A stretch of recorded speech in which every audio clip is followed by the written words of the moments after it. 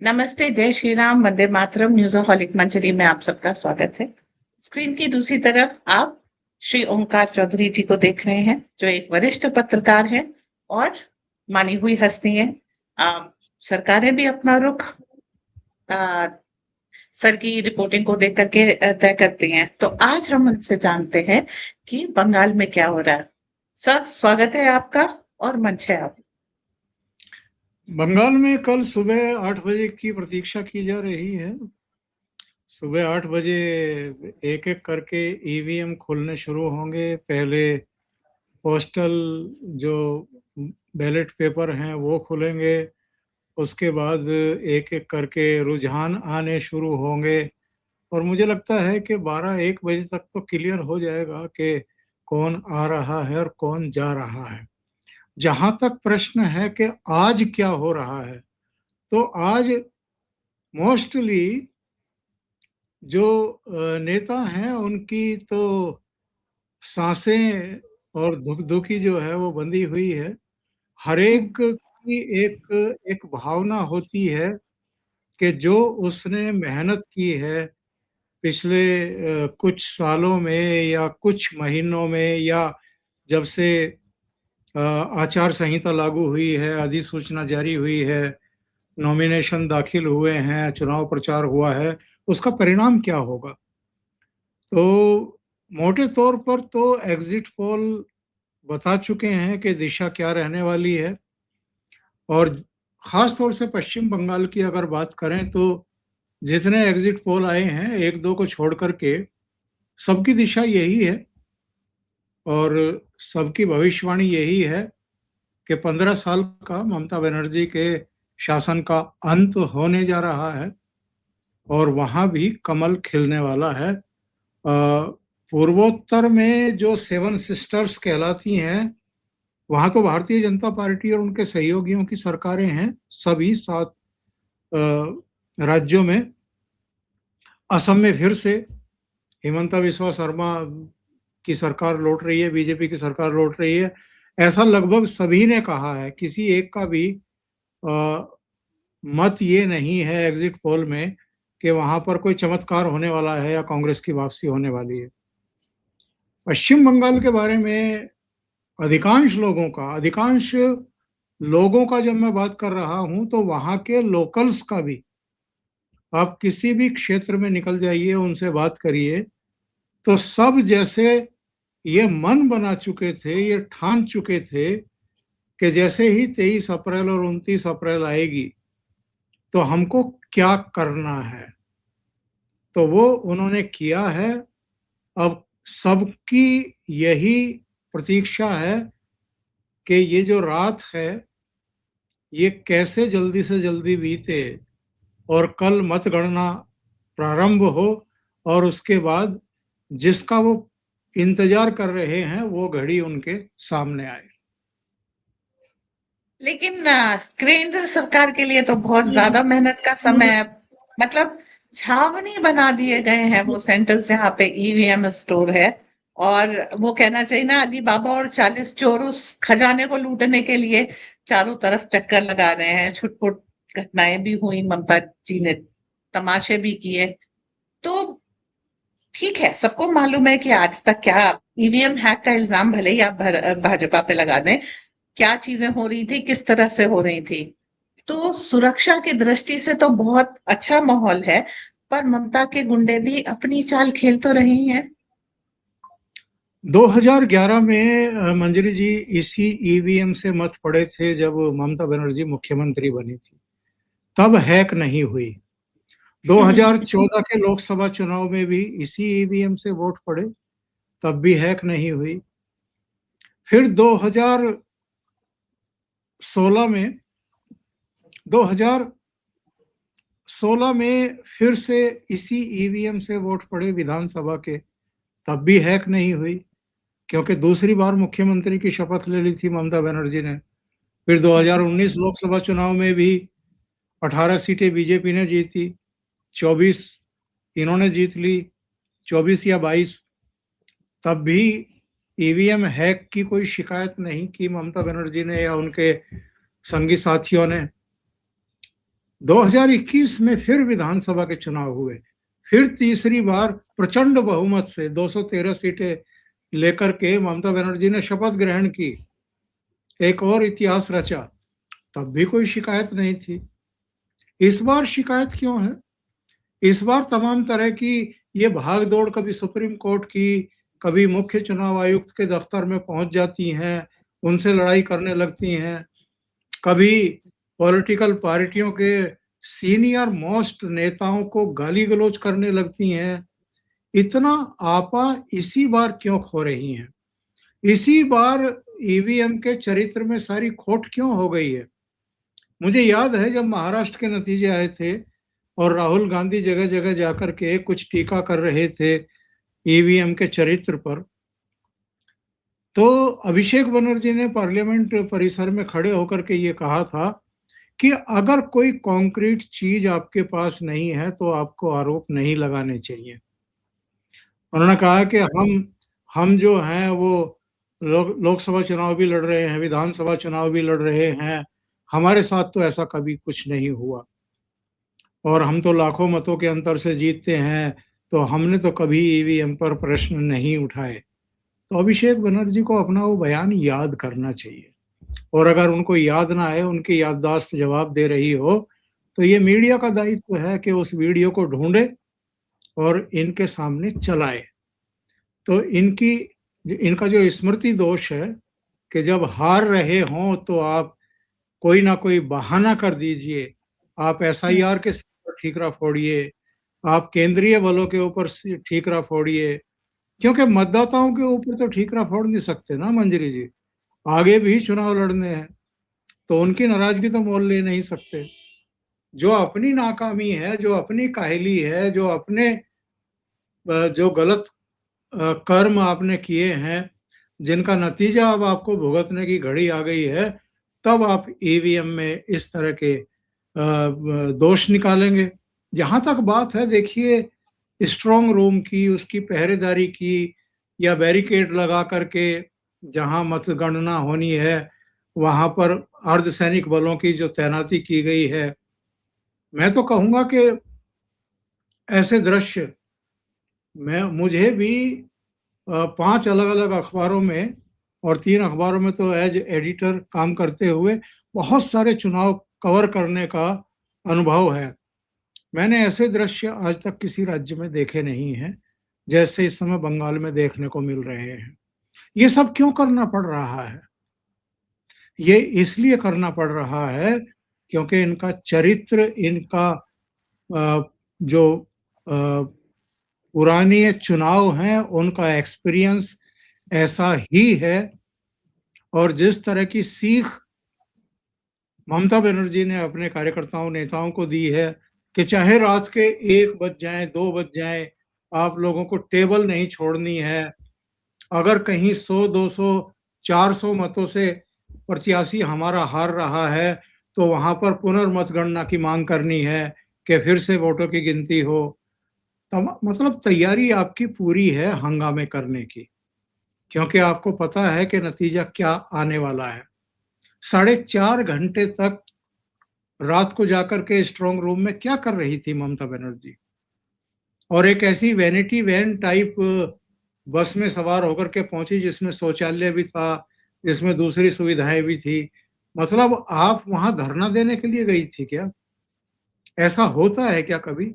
लेकिन ममता बनर्जी ऐसा भी कर सकती हैं, क्योंकि ईडी के छापे के दौरान अगर आप प्रतीक जैन के घर पहुंच सकती हैं दनदनाते हुए, उनके दफ्तर पहुंच सकती हैं, डॉक्यूमेंट छीन सकती हैं, डिवाइसेज छीन सकती हैं ईडी के अधिकारियों के हाथों से, तो आप कुछ भी कर सकती हैं। आपको कोई लोक लिहाज तो है नहीं कि आप एक संवैधानिक पद पर हैं, आप एक राज्य की मुख्यमंत्री हैं।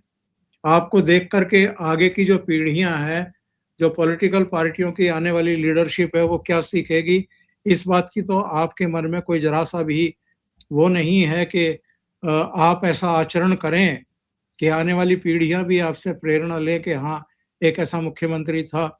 तो इन्होंने सारी हदें पार की हैं और मुझे लगता है कि जो चुनाव आयोग ने किया है, केंद्रीय बलों की जितनी कंपनियां वहां तैनात की हैं, और जिस तरीके से बैरिकेड वगैरह लगा करके वहां उनको अलर्ट मोड पर रखा है, इसके अलावा कोई चारा है नहीं मंजरी जी।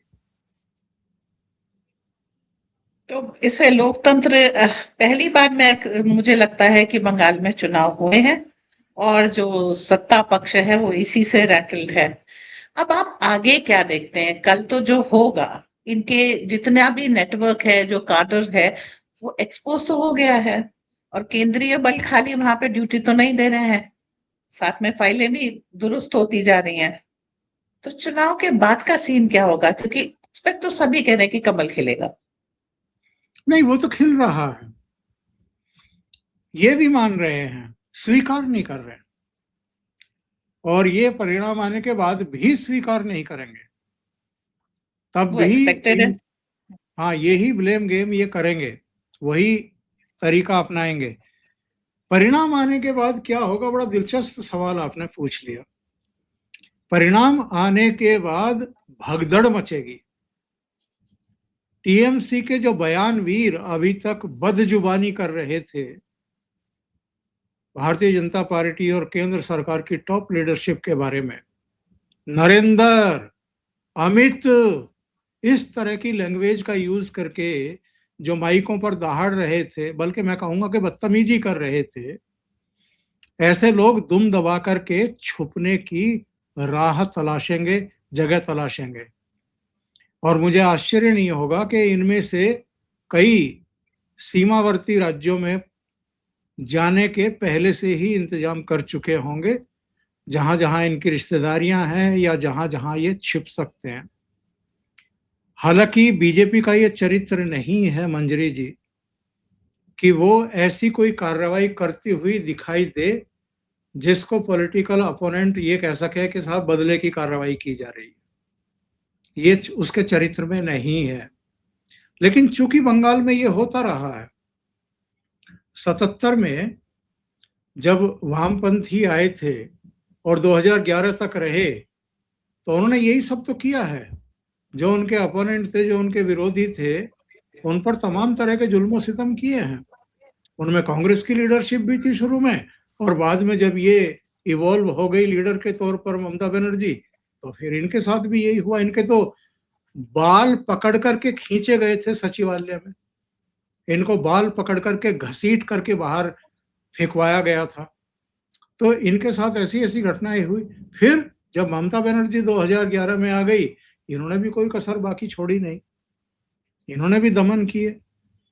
मुझे एक चुनाव बता दीजिए पश्चिम बंगाल का जिसमें चुनाव पूर्व हिंसा ना हुई हो, पेड़ से लटके हुए लोगों की डेड बॉडीज ना मिली हो, और नतीजे आने के बाद भी, ये तो बहुत पीछे की बात नहीं, 2021 की बात बता रहा हूं, विधानसभा चुनाव के नतीजे आए और ऐसा नंग नाच हुआ, घरों में घुस करके मां बहन बेटियों की अस्मत पर हाथ डाला गया। जिन लोगों ने बीजेपी को वोट डाले थे या जिन्होंने बीजेपी की रैलियों में जाकर के भागीदारी की थी या रोड शो में हिस्सा लिया था, उनकी दुकानें लूटी गई, उनके घरों को आग लगाई गई, लोगों को पलायन के लिए मजबूर कर दिया गया। 5,000 लोगों ने पलायन करके असम में शरण ली थी। और तब के गवर्नर जगदीप धनखड़ ने ममता बनर्जी को कहा फोन करके कि ये सब क्या हो रहा है, तो उन्होंने कह दिया कि अभी मैंने चीफ मिनिस्टर की शपथ नहीं ली है, अभी तो चुनाव आयोग के तहत सारा शासन प्रशासन काम कर रहा है, मैं क्या कर सकती हूँ। जबकि ये कोरा झूठ है। लॉ एंड ऑर्डर कार्यकारी चीफ मिनिस्टर के अंडर ही होता है, उनकी होम मिनिस्ट्री के अंडर होता है। होम सेक्रेटरी मर गए थे क्या, या दूसरे अधिकारी मर गए थे क्या? वो क्यों हाथ पे हाथ रखे बैठे थे?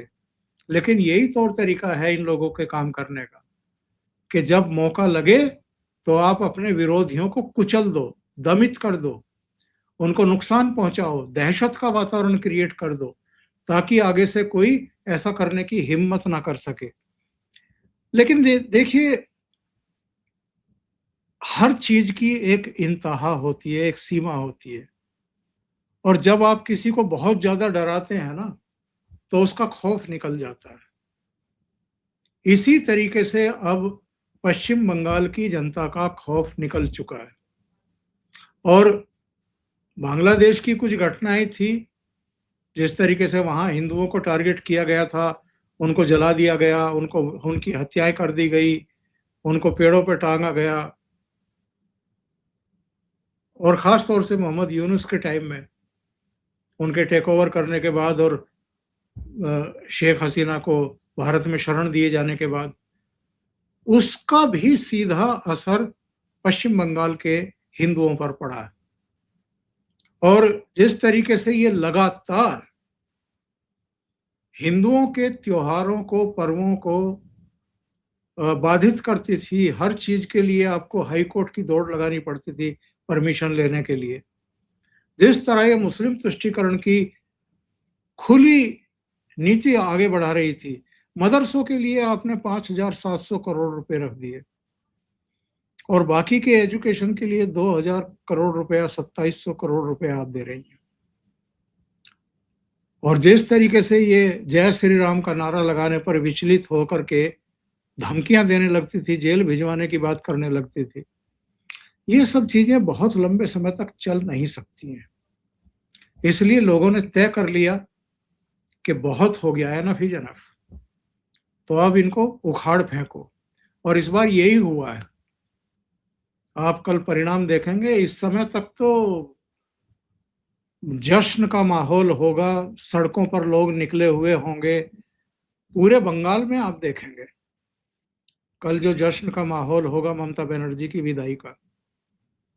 और इनके खेमे के लोग बार बार कह रही हैं ना अपने वर्कर्स को और नेताओं को कि रात के 2 बजे तक भी कोई टेबल नहीं छोड़ेगा जब तक अंतिम मतगणना नहीं हो जाएगी।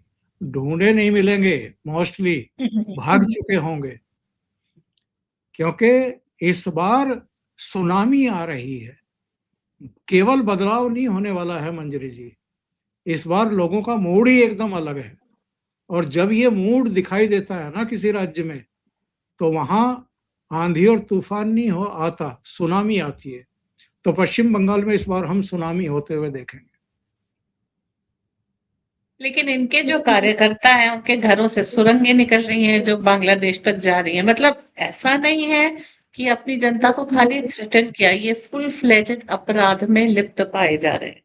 तो कार्यवाही तो बनती है, जनता की मांग भी है। और अगर आपको सुशासन वहां पर एस्टेब्लिश करना है तो भी आपको रंगदारी हो या फिर एक कुछ भी कह लीजिए, आपको इंडस्ट्रियलाइज भी करना है अगर उस स्टेट को जो जिसमें पोटेंशियल बहुत है, तो इस काडर को खत्म करना आपकी मजबूरी है। और बीजेपी करे ना करे, वेंडेटा पॉलिटिक्स का इल्जाम तो बीजेपी पे हमेशा से लगता रहा है, क्योंकि बहुत सारी पार्टीज जैसे टीएमसी, इसका चाल चरित्र चेहरा ही अपराधीकरण से जुड़ा हुआ है। तो कमोबेश ऐसे ही हालात 2017 से पहले उत्तर प्रदेश के भी थे। यहाँ भी माफिया थे, गुंडे थे, बदमाश थे, बहन बेटियों का सड़कों पर निकलना मुहाल कर रखा था। कोई 7 बजे के बाद हिम्मत नहीं करती थी। और उगाही, अपहरण, हत्याएं एक आम बात हुआ करती थी। जंगल राज जैसा बिहार में हुआ करता था, कमोबेश वैसे ही हालात उत्तर प्रदेश के थे। योगी आदित्यनाथ आ गए तो आप मुझे बता दो कहीं कोई खबर सुनने को मिलती है। किसी की चैन भी नहीं लूटी जाती आजकल, तो मोबाइल भी नहीं छीने जाते, क्योंकि अगले चौराहे पे यमराज मिल जाता है ऐसे लोगों को। तो इच्छा शक्ति होनी चाहिए और पार्टी की नीतियां, आप एक्चुअल में करना क्या चाहते हैं। और ये मुझे आप बताने की जरूरत नहीं है, देश की जनता के सामने है कि मोदी जी ने पिछले 11.5 साल में क्या बड़े बदलाव कर दिए हैं। इसी तरीके से जहां जहां इस तरह के जंगल राज थे, बदअमनी थी, गुंडे बदमाशों की, माफियाओं की चलती थी, उनकी आज क्या हालत हो गई है। बहुत सारे माफिया तो अल्लाह को प्यारे हो चुके, बहुत सारे बदमाश मुठभेड़ों में मारे जा चुके, और जो थोड़े बहुत बचे होंगे या तो उन्होंने अपनी जमानतें जब वो करवा ली होंगी रद्द और जेलों में पहुंच गए होंगे कि यहाँ सुरक्षित हैं, या प्रदेश छोड़ दिया होगा। तो यहाँ पे कैसे बदलाव हो गया।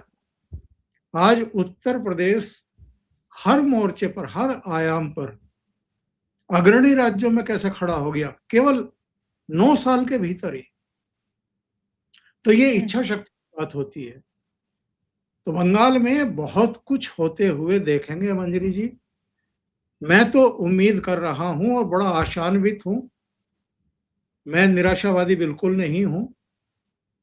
डबल इंजन की सरकार भी और मोदी जी का कुशल नेतृत्व भी, और जो अमित शाह का एक जितना दखल होना चाहिए नीति के तौर पर, योजनाओं के तौर पर, उनको जमीन उतारा जा सके वहां तक, शासन प्रशासन में नहीं, वो रहेगा।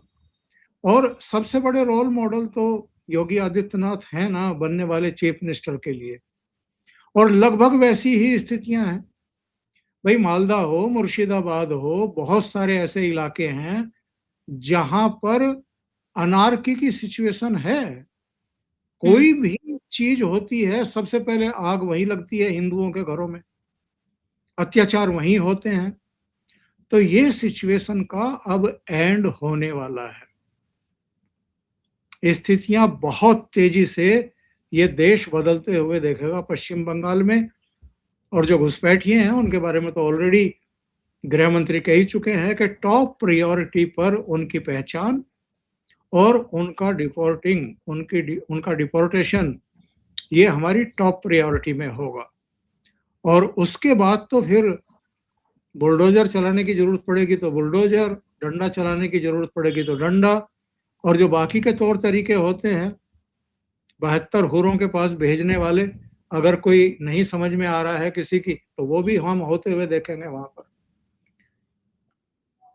मेरी चिंता केवल उन पॉकेट्स की है जहां बीजेपी खड़ी ही नहीं हुई है, और वो डीप पॉकेट्स हैं। वहां पर काफी चीजें, जैसे आपने नाम भी लिया, मालदा, मुर्शिदाबाद, जहां पे हुमायूं कबीर जैसे लोग हैं। मतलब चुनाव में भी वही खड़े होते हैं, जीतते भी वही हैं। उन पॉकेट्स को हैंडल करने में दिक्कत तो आएगी। एक एक कहावत है, पुरानी कहावत है, गांव में बड़ी चलती है कि लाठी के सामने तो भूत भी नाचता है। हाँ, तो ये जितने आपने नाम लिए हैं, ये हुमायूं कबीर टाइप, और ये जहांगीर खान, और वो शाहजहां जो शेख संदेश था कौन कि सा, हाँ संदेश खाली वाला, इनको आप नाचते हुए देखेंगे। ठीक है, बहुत सारे इलाकों में भारतीय जनता पार्टी हो सकता है ना जीते, नहीं भी जीतेगी क्योंकि वहां की डेमोग्राफी कुछ अलग तरह की है, लेकिन शासन प्रशासन तो वहां काम करेगा ना, पुलिस प्रशासन तो वहां काम करेगा ना। और जो मुख्यमंत्री कहेगा, जो सरकार कहेगी, जो कैबिनेट नीतियां पास करेगी, योजनाएं पास करेगी, जो दिशा निर्देश देगी, वो तो लागू करने पड़ेंगे जमीन पर, सबके लिए है। इसमें फिर ये नहीं देखा जाएगा कि कौन कहां से जीता है और कहां से नहीं जीता है। शासन का जो आदेश होता है वो इक्वली सब पे लागू होता है। तो आशा है 4 मई के बाद हम लोग साथ में फिर से एक बार मिलेंगे और बदलता बंगाल के ऊपर एक एपिसोड करेंगे। अभी के लिए आपकी इनसाइट्स के लिए धन्यवाद। हमारे दर्शकों ने बहुत कुछ सीखा आपसे। जय हिंद, वंदे मातरम। जय हिंद।